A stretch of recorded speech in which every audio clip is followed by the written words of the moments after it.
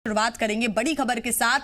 दिल्ली से आपको बताते चलें, हिंसा मामले में अब तक 22 एफआईआर दर्ज हो चुकी हैं। हिंसा की वजह से करीब 300 पुलिसकर्मी घायल बताए जा रहे हैं। केंद्रीय गृह सचिव की अध्यक्षता में उच्च स्तरीय बैठक अभी भी जारी है और हिंसा की जांच में आईबी और केंद्रीय एजेंसियों की मदद पुलिस ले रही है। उपद्रव के खिलाफ सुप्रीम कोर्ट में जनहित याचिका दायर की गई है।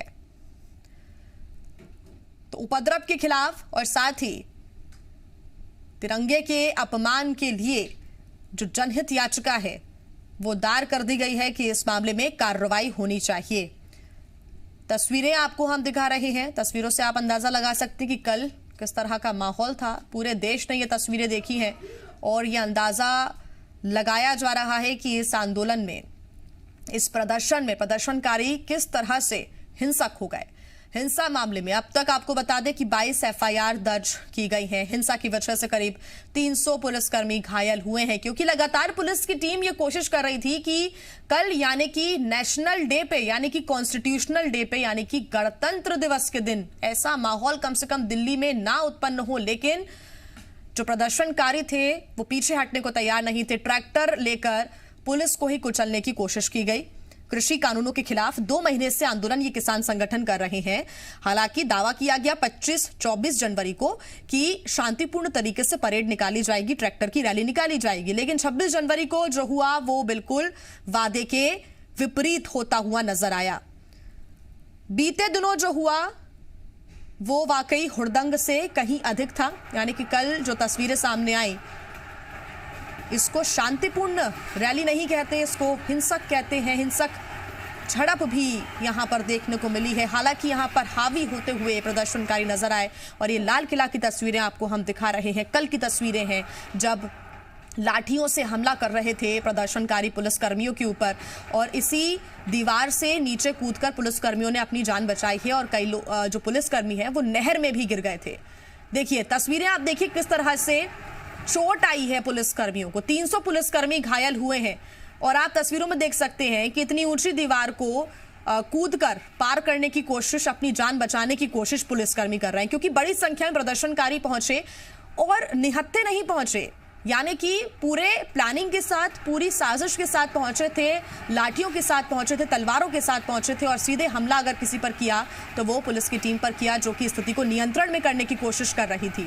और दूसरी तस्वीर भी आपको हम दिखा रहे हैं। पुलिस गाड़ी को नुकसान पहुंचाया गया, पब्लिक ट्रांसपोर्ट को नुकसान पहुंचाया गया। लाल किले के अंदर की जो टिकट काउंटर है वहां पर भी इन प्रदर्शनकारियों ने उपद्रव मचाया है। जी मीडिया संवाददाता राहुल मिश्रा हमारे साथ जुड़ गए। राहुल, वो पुलिस जो कि कल, ये खास दिन था, गणतंत्र दिवस, कॉन्स्टिट्यूशन का डे था, कल पुलिस की टीम लगातार स्थिति को नियंत्रण में करने की कोशिश कर रही थी और इस बीच 300 पुलिसकर्मी घायल हो गए। हालांकि अब उच्च स्तरीय बैठक चल रही है, पूरी प्लानिंग है कि इनके खिलाफ कार्रवाई होगी। आप सही कर रहे हैं जी। यदि सीधे तौर पे कहा जाए 22 एफआईआर दर्ज यहाँ पर पुलिस के द्वारा की गई है और क्योंकि चिन्हित किया गया है, सीसीटीवी फुटेज के द्वारा के उपद्रवियों को चिन्हित किया गया है। और जो किसान, जो अपने आप को किसान कर रहे हैं, जिस दिन हम लोग जब 26 जनवरी मना रहे हैं उस दिन जवानों के ऊपर जिस तरीके से यहाँ पर हमला किया गया, आप यदि लाल किला का आप विजुअल देखेंगे जिसमें कि पुलिस के जवान कूद करके भागे हैं, अपनी जान को बचाए हैं और यहाँ पर उनके ऊपर डंडे चलाए जा रहे थे। तो ये सीधे तौर पे शर्मसार करने वाली तस्वीर थी और इसको लेकर के सीधे तौर पे सरकार भी काफी ज्यादा गंभीर, और सरकार या कहा जाए दिल्ली पुलिस की तरफ से 22 एफआईआर यहाँ पे दर्ज की गई और अब इनके ऊपर जल्द से जल्द ही कार्रवाई की जाएगी। उसके साथ ही आपको एक और चीज बता दूं कि सुप्रीम कोर्ट में जो कल की ट्रैक्टर परेड थी और ट्रैक्टर परेड में जो हिंसा की न्यायिक जांच के लिए मांग को लेकर के सुप्रीम कोर्ट में एक याचिका दायर की गई है। वकील है विशाल तिवारी, उनकी तरफ से ये याचिका दायर की गई है जिसमें सड़क पर हिंसा और राष्ट्रध्वज के अपमान में शामिल लोगों और संगठनों के खिलाफ एफआईआर दर्ज किए जाने की मांग की गई है। इसके साथ ही इसके अलावा जो वकील हैं, एक और वकील हैं विनीत जिंदल और एक कानून के छात्र हैं, उन्होंने भी चीफ जस्टिस को, जो सीजीआई है, सीजीआई को अलग अलग पत्र याचिका भेजी है। इसमें उन्होंने चीफ जस्टिस से कल राजधानी में जो हिंसा हुई थी, लाल किला पर राष्ट्रध्वज के अपमान की घटना हुई थी, उस पे सुओ मोटो मतलब स्वतः संज्ञान लेने के लिए मांग की गई है। यहाँ पर देखना यह होगा कि आखिर में कोर्ट इस पे किस तरीके से इसको लेता है। लेकिन सीधे कहा जाए कि सरकार की तरफ से सीसीएस की बैठक भी चली, उसके अलावा अभी कैबिनेट की बैठक चल रही है, 3 बजे प्रेस ब्रीफिंग भी है सरकार की तरफ से, जो कि प्रकाश जावड़ेकर करेंगे। देखना यह होगा कि क्या कार्रवाई यहाँ पर की जाती है। 22 लेकिन एफआईआर यहाँ पे दर्ज किए गए हैं इन उपद्रवियों के खिलाफ। जी बिल्कुल। और एक राहुल मिश्रा, ये भी बहुत ज्यादा जरूरी हो जाता है जानना कि जो दस्तखत किए गए थे वादों के ऊपर कि हम ये रूट लेंगे और साथ ही हिंसा नहीं होगी, शांतिपूर्ण तरीके से हमारा जो परेड है वो होगा। हालांकि अब तो किसान नेताओं ने अपने हाथ खड़े कर लिए हैं, लेकिन अगर हम बात करें योगेंद्र यादव की, राकेश टिकैत की, दर्शनपाल सिंह की, बलवीर सिंह की, ये लगातार कह रहे थे कि हम बहुत शांतिपूर्ण तरीके से परेड निकालेंगे, कोई हिंसा नहीं होगी। लेकिन अगर अब ये हिंसा हुई है तो अब किनारा कर लिया गया है, तो कार्रवाई किन संगठनों के ऊपर होगी, ये भी बड़ा सवाल है। नहीं देखिए, ये सारे के सारे जो संगठन वहां पे बैठे हुए हैं, उन्हीं संगठनों की ये कॉल थी। ये चाहे सिंघू बॉर्डर पे बैठे हुए संगठन हो, चाहे गाजीपुर बॉर्डर पे बैठा हुआ संगठन हो, भारतीय किसान यूनियन शिकायत का संगठन हो, ये सभी संगठनों की ही कॉल थी कि ये ट्रैक्टर रैली निकालेंगे। और बाकायदे दिल्ली पुलिस के साथ 2 मीटिंग हुई थी, एक सिंघू बॉर्डर पे मीटिंग हुई थी और एक मीटिंग जो है विज्ञान भवन में भी हुई थी। वहां पे दिल्ली पुलिस के साथ में बैठक होने के बाद इन लोगों ने कहा था किसी भी तरीके का कोई भी ये उपद्रव नहीं करेंगे, जो रूट यहाँ से दिया जाएगा पुलिस के द्वारा उसी रूट को ये लोग फॉलो करेंगे और उसी रूट पर ये लोग चलेंगे।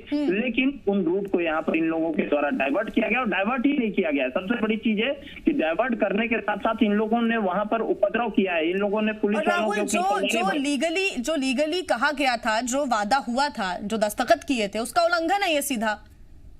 जाहिर सी बात है, सीधे तौर पे जो दस्तखत किया गया था, जो बातें कही गई थी सीधे तौर पे कि शांतिपूर्ण तरीके से मनाया जाएगा। एक और चीज मैं आपको बता दूं कि इसमें यह भी कहा गया था कि आप अपने साथ में किसी भी तरीके का कोई भी हथियार लेकर के नहीं चलेंगे, न लाठी, न भाला, न किसी तरीके का हथियार, कोई भी हथियार आप लेकर के नहीं चलेंगे, ये पहले से ही कहा गया था। लेकिन इन लोगों के द्वारा आप कल देखेंगे, कल के विजुअल्स में साफ सीधे तौर पर दिखाई दे रहा है कि लाठियां लेकर के चले हैं, तलवारें अपने साथ में, फरसा लेकर के चले हैं और बाकायदे उसको जो है प्रदर्शन करते हुए पुलिस वालों के ऊपर यहाँ पर हमला करने की कोशिश की गई है। तो ये एक सीधे तौर पे गंभीर यहाँ पर सवाल उठता है और इनके ऊपर सीधे तौर पे क्योंकि इन्होंने उस रूल को तोड़ा है, यहाँ पर कार्रवाई होगी, एफआईआर दर्ज हुई है। अब देखना ये होगा कि पुलिस यहाँ पर क्या कार्रवाई करती है। सरकार की उच्च स्तरीय बिल्कुल पुलिस कार्रवाई करेगी, क्योंकि अब आईबी की भी मदद ले रही है, दूसरी एजेंसियों की भी मदद ली जा रही है पुलिस की तरफ से, और ये संयुक्त रूप से कार्रवाई होगी। 22 एफआईआर अभी तक दर्ज हो चुकी है और कल क्योंकि स्थिति को नियंत्रण करने में लगातार दिल्ली